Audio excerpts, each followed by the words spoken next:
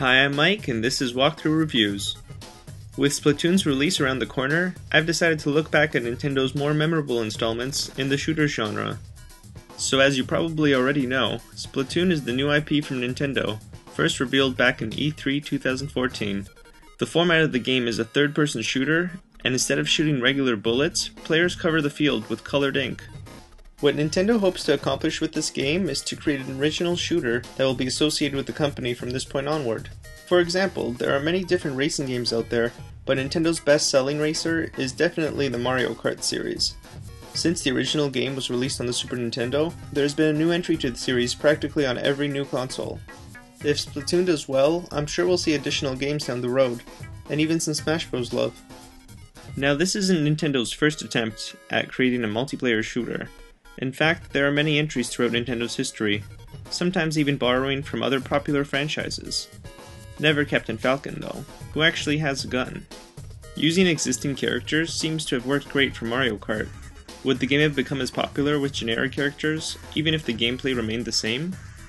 For some reason, this tactic hasn't worked for Nintendo in the shooter genre, and Nintendo fans may feel like they are missing out when you compare the small amount of shooters available on Nintendo systems to the many titles on other console brands.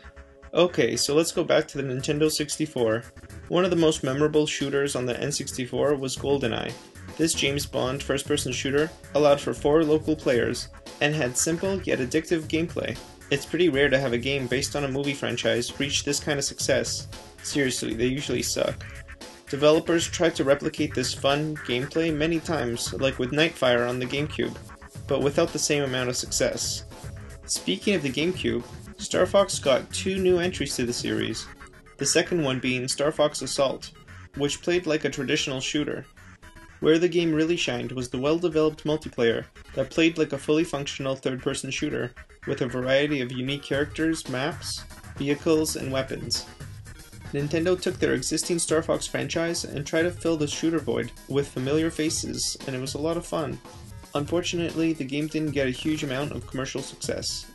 The very next year, Nintendo tried again, this time on the handheld platform of the DS.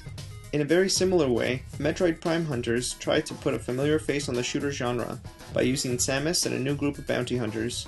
The game included multiplayer, huge maps, and intuitive controls.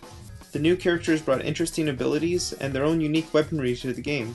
You could tell the developers put a lot of work into the hunters, and it was easy for fans to choose new favorites that complemented their playstyle. Metroid Prime Hunters tried to put a familiar face on the shooter genre by using Samus and a new group of bounty hunters. Unfortunately, this seemed to be a one-time shot. The hunters didn't really appear in Metroid games after this point, unless you count their Brawl trophies or other almost cameos. Newer Metroid games lack any real multiplayer modes, which is pretty disappointing after the heavy focus of multiplayer found in Metroid Prime Hunters. Let's move to the Wii. The new motion controls seem perfect for shooters. You could literally point at where you want to shoot and move around with a nunchuck. We saw this in the Metroid series, but again, those aren't really multiplayer titles.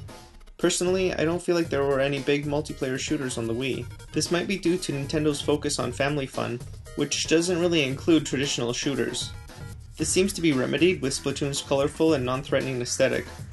So far on the Wii U, the closest thing you'll get to a Nintendo-themed multiplayer shooter is the Metroid attraction in Nintendo Land. The Motion Plus controls are pretty good, and although the gameplay and maps are limited, it's still a lot of fun with a group of players. So what are your thoughts? Do you think Splatoon will finally bring Nintendo some shooter success? What do you think of Splatoon so far? Are you excited to play? And what's your favorite shooter of all time? Let us know, and thanks for watching.